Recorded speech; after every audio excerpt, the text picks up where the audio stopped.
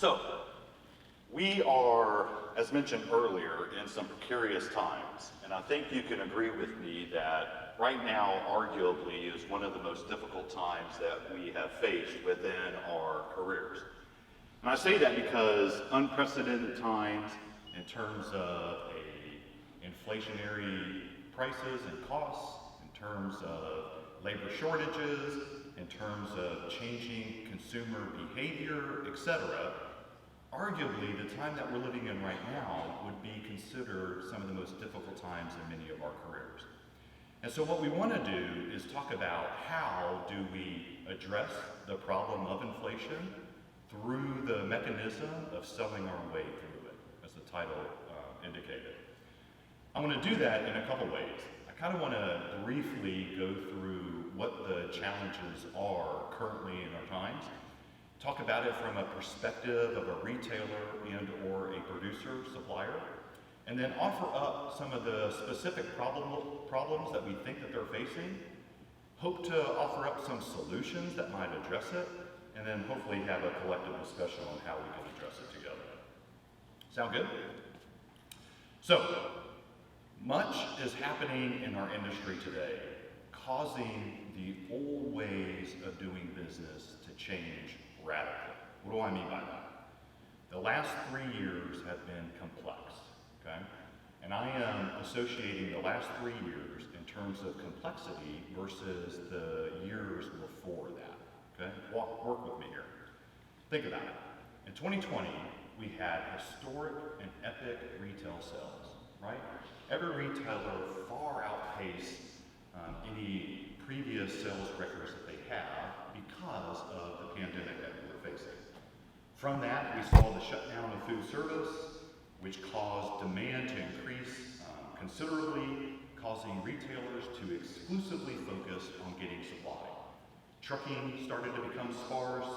This whole remote working environment started to shift. That changed the communication flow between producer and retailer. And so all this boils down to the fact that we believe that the industry, both the producer and the retailer, become increasingly transactional during this year.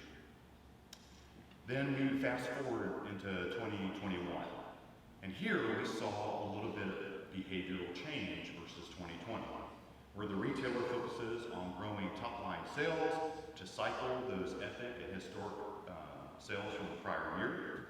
We saw that priorities started to shift, where surety of supply became the greatest priority.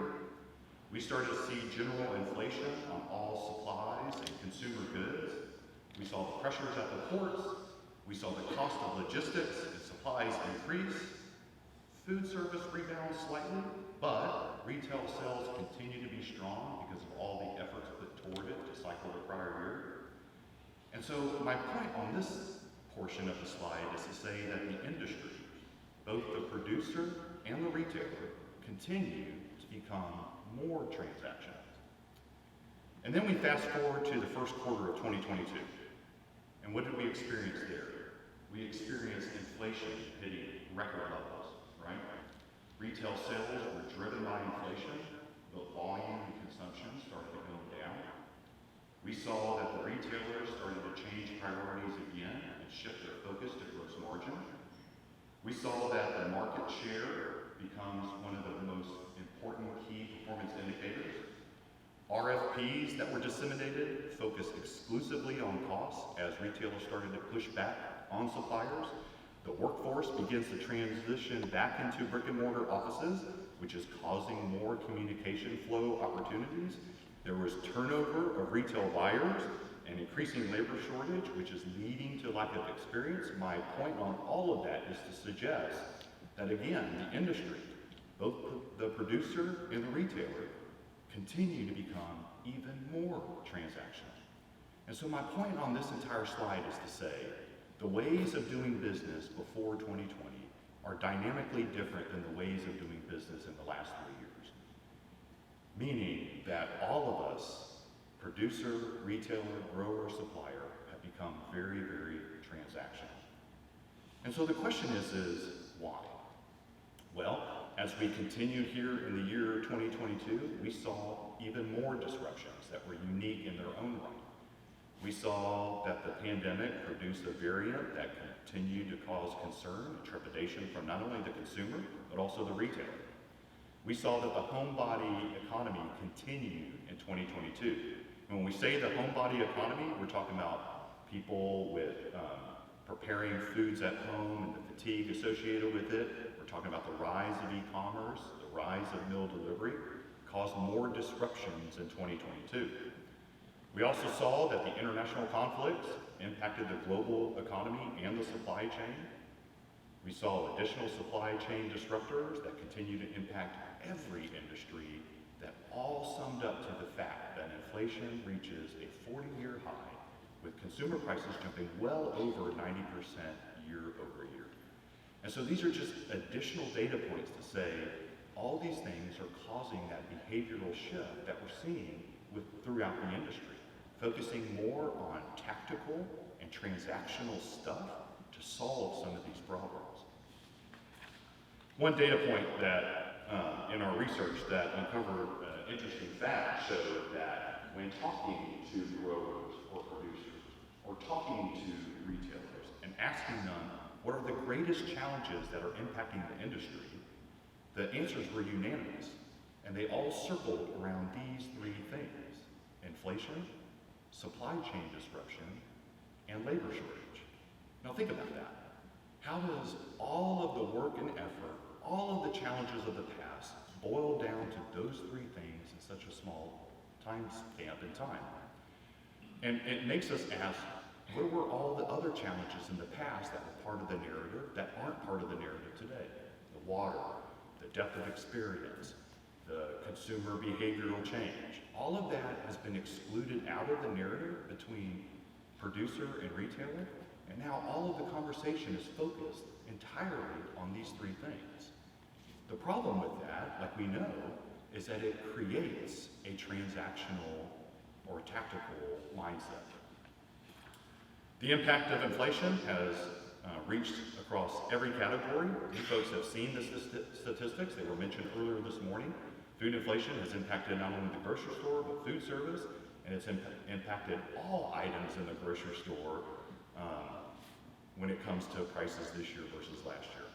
And I put this slide up here just to continue to say, retailers are looking at this, growers and suppliers are looking at this. They're trying to have the discussion on how to solve this notion of selling through inflationary times, and it's causing them to become even more transactional. What's the issue with this? The issue is the consumer is being affected negatively, and they're penalizing the industry for it. Don't know if you noticed, but here in 2022, more U.S. consumers are switching brands and switching retailers than ever before. Okay? Why are they doing that? It's price driven, it's in-stock driven, it's all the things that we're going to mention here in a few minutes. But the net effect of this transactional relationship between producer and retailer is that there is a loyalty shakeup, and the consumer is penalizing the industry for it. A couple data points to share to further this conversation. One study found that over 16% of U.S. adults were not confident in the ability to afford their monthly grocery bill. The question is, why? Well, we know food at home prices are 13% more this year versus last year. And specifically in our industry, we're seeing those prices go up month over month over month. And this is causing significant trepidation with the consumer. When you think about it in specific categories within our industry, these are the items, arguably, that the consumers purchase most in the grocery store, and look at the rate of inflation on them. And so I ask you, what is happening to the consumer? They're starting to behave transactional, right? In terms of their loyalty, in terms of stretching their dollar, which is causing the retailer to behave transactional, which is then causing the producer to behave transactionally. And so what I argue to you is, it's going to be hard for any of us to essentially find ways and mechanisms to sell through these inflationary times if we don't clearly understand what's happened in the recent past, to plot out ways to find solutions for it, okay? So now what I want to do is really talk about two things. What are specifically the problems that the industry is facing, and what are some possible solutions to cure it or answer it? And we're going to look at it through two lenses, one from a retailer perspective and one from a producer-supplier perspective, okay? So, all this inflation, all of this transactional behavior are causing these problems. First one that the retailer is facing is compressed margins across all or most categories. Why is this problematic? Well, the retailer, as they go to market, they balance and use other categories to offset those that are inflated or deflated, right? These are the strategies and the way that retailers go to market. But they're compressed when all categories are having that problem. They can't use one to offset the other. And so there's a lot of pressure on the retailers to perform during this time. Another problem that they're facing is trepidation in passing rising costs to consumers. All the growers or suppliers sitting in the room or in this convention center at some point in the recent past would tell you, oh, retailer, just pass these cost increases on to the consumer. And the problem with that, as we all know, is there is a cap, right? The consumer's only going to spend so much, and then they're going to stop spending. And we're starting to see that now. And this is a real problem for the retailer. Another problem is a reduction in frequency of promotions. I would argue that this is one of the biggest problems, especially those retailers that put price and promotion as one of their prioritized go-to-market strategies, which is a lot of retailers across the country. When you don't have the flexibility to promote, you lose the flexibility to create elasticity and grow the volume to meet your goals and objectives. And this is a real pressure point for the retailers. Another problem is there's this volatility with the in-store workforce that's leading to in-stock challenges, right? Think about it. Every one of us have been in a grocery store here recently, frustrated because we're out of the item that we want. And it's all tied back to the problems that were stated earlier. Another problem that they're facing is increasing SKU rationalization. There's not really many retailers out there that want to do this. They use this as a mechanism to offset other issues. They increase SKU rationalization to drive operational efficiencies. They increase SKU rationalization to focus the consumer to purchase a certain item that can produce better volume or profit, and the list goes on and on. This is a problem for them because there's risk associated in rationalizing SKUs, right? You lose possible incrementality, you lose possible upticks in market share, or any other objective that you might have, and this is definitely a problem for the retailer. Another problem that I would argue is that the consumer shift in loyalty for best prices. We saw a slide earlier on it, and I think most people in the room clearly understand that the loyalty from the consumer is flattening or bottoming out in order to take advantage of best price options. And then two problems that they're facing is all around purchasing fewer items, right? Minimizing waste by buying fewer perishables, and then just general basket size reduction. So I listed some of the problems that the retailers are facing, and if you look at it, it's a sizable list that equates to a lot of volume, a lot of profit for them. And so what do? Well, they rally the team and they try to plot out some solutions to fix these problems. And there are the things that we've seen in the past, right? Dry value or dry price perception to compete against those low-cost operators. You see solutions such as increasing focus on the omni-channel consumer, right? Every retailer is standing up or has stood up their e-commerce platform to address this, and this is just a transactional or tactical way to try to solve the problem. They try to deliver better on operational fundamentals. They try to increase focus on private brands in order to drive that price valuation down in the consumer's eyes. They try to add value to consumers by offering frills or things that aren't normal within their ecosystem. They enhance partnerships with key suppliers, and they try to understand the consumer shift better. So these are just some solutions that are being done right now at the retailer level to try to address those problems. But the point of the slide is just, as you focus on all those things, they aren't They aren't new strategies that folks are putting into place to try to offset this notion of inflation and decrease sales. They're transactional, they're tactical means to try to address some of the problems that they're facing. Okay? Let's switch gears here just for a second and focus in on the problems that the supplier is facing during these inflationary times. And notice, a lot of them are very, very similar to those of the retailer, right? If the retailer declines the amount of promotional ad items, that is a detrimental effect to the producers and growers, right?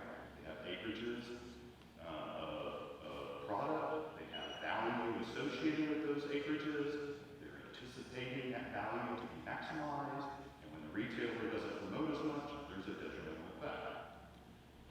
Another problem that the supplier faces is the in-stock challenges that we mentioned earlier, right? How many of you that are in the supplier community have walked into a grocery store and you don't see your product on the shelf and you're asking yourself why when you have it?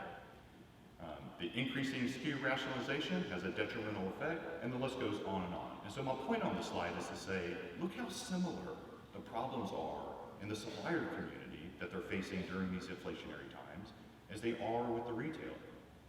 And so then the question is are the solutions much different? And we would argue, no, they're not. They're solutions that have been in practice, that have been in play, that everybody's attempting to work on in order to address all of these problems. And so our point on all of this is to say, we're in new times, and we're facing new challenges, and they are creating a significant hardship in our industry, a hardship that many of us have never experienced within our career. And we're trying to initiate solutions to all of these challenges that have created a behavioral change at every level in the purchasing pattern. It's created a transactional mentality with the grower shipper. It's created a transactional mentality with the retailer, and thus has created a transactional mentality with the consumer. And so we sit here and we're worried about how do we sell through inflationary times, and what we must do is step back and say, how do we address this by being more strategic, okay?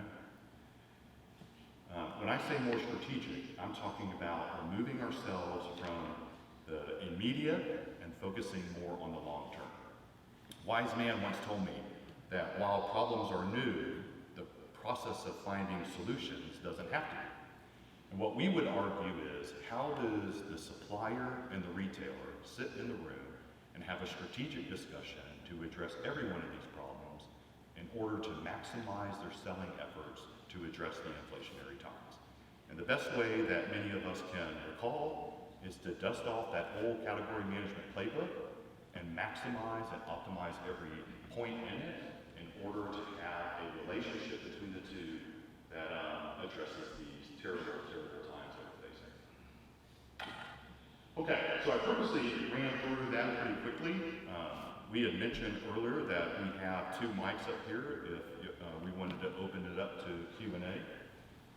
The two mics are down here at the bottom. I'd be more than happy to answer any questions that you may have.